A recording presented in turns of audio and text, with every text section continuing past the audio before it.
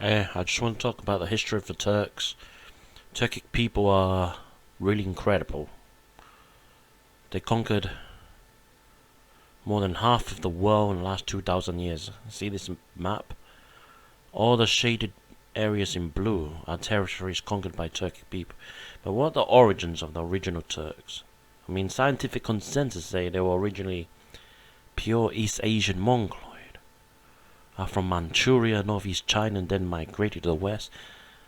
From Mongolia and migrated to Central Asia. Here's the Central Asian Turkic people. The genetic a mixture. To me, it's Central Asian Turks are Eurasians. According to this autosomal DNA, well, the ones in Mongolia were pure East Asian, but look, Ottoman Turks were 23 to 45% Mongol. Kipchak Turks surprised me, man, because they were described with blonde hair, blue eyes, but some were even 60% Mongol, 38% Mongol. Kipchaks and Kaluk are 43 to 50% Mongol. Turks were mostly 38% Mongol, and one was 53%, one was 10% Mongol. I think the 10% Mongol must be Turkified Iranian, because in the past, ancient Central Asia were Iranians. Xingnu was almost 100% Mongol, nomadic Huns were almost 100% Mongol. Okay, but the Tian Shan Huns that's shown here, they were just roughly 23% Mongoloid. The Karakani were mostly 50% Mongoloid. Now, Golden Horde, that went in East Europe, Mongol was 100% Mongoloid, but their slaves were 100% Caucasian. European, East European, Caucasus slaves. Now here's the reconstruction of a Gold Turk. Look really East Asian. Oh man, reconstruction of Gold Turk. Look very East Asian. So yeah, another reconstruction clearly look very East Asian. Look at the statue. Yeah. So you can see, can imagine, can guess what they look like. I think they look like how do I say, at least the ones that migrated from Mongolia will look pure East Asian. This one is a Ottoman girl. You look mostly East Asian. Look, these are Turkmen plates. Artifacts and Turkmen plate look really chinky. And many Turkmens do they look really East Asian, very chinky looking, man. I swear. Man, reconstruction of gold. Another one. Right, here's actors, actress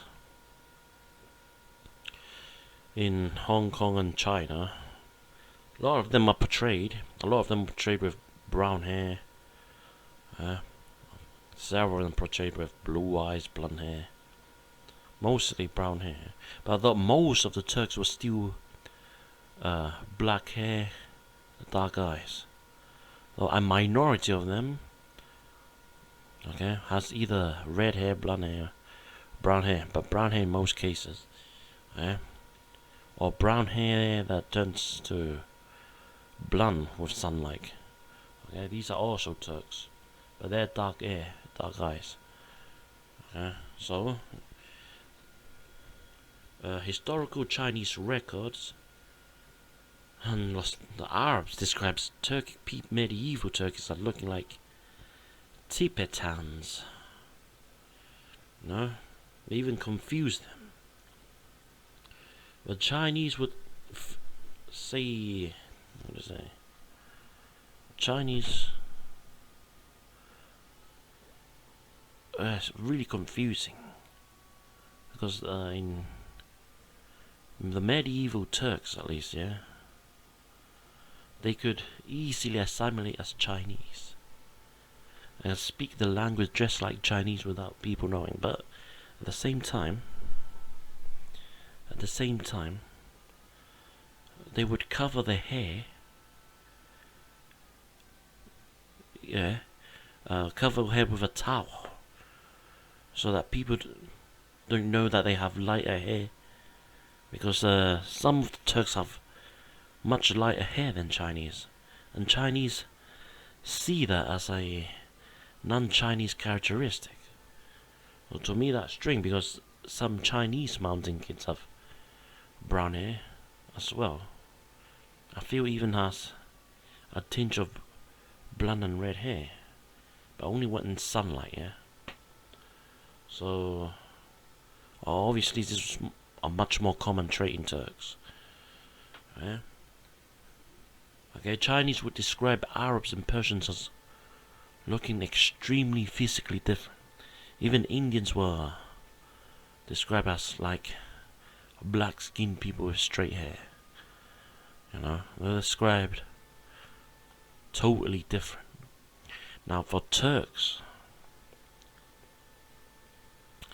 to me is far more confusing, because okay, some Chinese say some of the Chinese soldiers will say, oh look, that person has green eyes, she must be a Turk. Well, the fact that she say that must mean he's basically just look like a Chinese person with green eyes, or else it would have talked about other facial characteristics on her face, right? But it only mentioned her green eyes. Yeah. Whereas the Sogdians, they were black hair, dark eyes too, but the Chinese consider them not like extremely different. The Turks were, in the past, were like, they could pretend to be Chinese in most cases, yeah. But other Turks were more with light hair or more mixed facial features were hard. They were much harder to assimilate. That's why a Chinese emperor, I think, once said this. He said, do not allow the Turks who can pass for Chinese to dress like Chinese. They must wear their own ethnic code. Something like that. In one drama, there was one scene. A Chinese general said that the Turkic people must wear on the hairstyle, and they must wear their own ethnic dress. This is what he ordered. Well, the fact he ordered means that the Turks, or at least most of them, must have looked similar to the Chinese. Yeah, but of course, I don't think they are Chinese.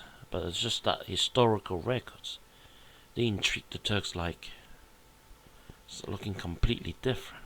In fact, he described them as looking almost like Chinese, only that there was some differences. Yeah. Okay, people like Central Asian Turks like Kyrgyz, Kazakh, they look very East Asian. The ones in Siberia, Yakutia, Chelkans, Altai, they look super East Asian. So do Northern Uyghurs, Northern Uzbeks. But the ones in the south, like most Southern Uyghurs, look really Caucasian. Many look mixed, yeah. Some also look East Asian. Many of them look Caucasian. Like a mixture of European and Persians. Some even look Gypsy. Turkmen and Uzbeks, most of them look mixed or Caucasian, I think, yeah. But some of them look, more East Asian than even Kazakh. Like super East Asian, especially in the Uzbeks. I saw more of that. Tajiks are the only one that really look the purest Caucasian, in my opinion. Although a few of them don't look that pure, yeah, or more than a few. Yeah? So it's surprising to me, that there are Turkmens with only 30%, 29%, or 35% East Eurasian mixture, and their faces look almost 100% East Asian, like the Afghanistan Turkmens. Holy crap, they look really, really East Asian, even though I think it has to do with the Siberian mixture. Yeah, because Koreans, they look the most stereotypical chinky East Asian, and they have much higher level Siberian mixture than Northern Han Chinese Japanese. I mean, the Northern Han Japanese have around 24% Siberian mixture, but Koreans are usually 2 to 3 times more. Yeah? Same with Mongolians. Although both Koreans and Mongolians still mostly East Asian, but with very high Siberian mixture. So I think the Siberian mixture is what made Central Asians so Mongoloid. Because the Siberians, man, they are super chinky looking as heck. Not like Southeast Asians. Southeast Asians are dark, eyes are rounder, They have less Mongoloid features compared to Siberians. So that's probably why. But then again, in most cases, half Asian, half Caucasian people, talking about Eurasians, the 50% ones, in most cases, they do look more closer to Asian, East Asian. Many look mixed, some look white. Those who are 1/3 East Asian, in many cases they can look East Asian too, predominant. But usually half of them will look white. The ones who are only a quarter, more East Eurasian or less, they almost never look East Asian, except in some cases they look mixed. Sometimes can look East Asian, but those are more rarer, yeah. So yeah.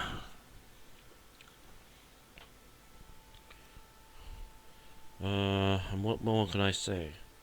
So, the scientific consensus is that Turks are originally East Asian, after they migrated west from Manchuria, where their origins apparently are from Manchuria, northeast China. Then they migrated to Mongolia, then they migrated to Central Asia.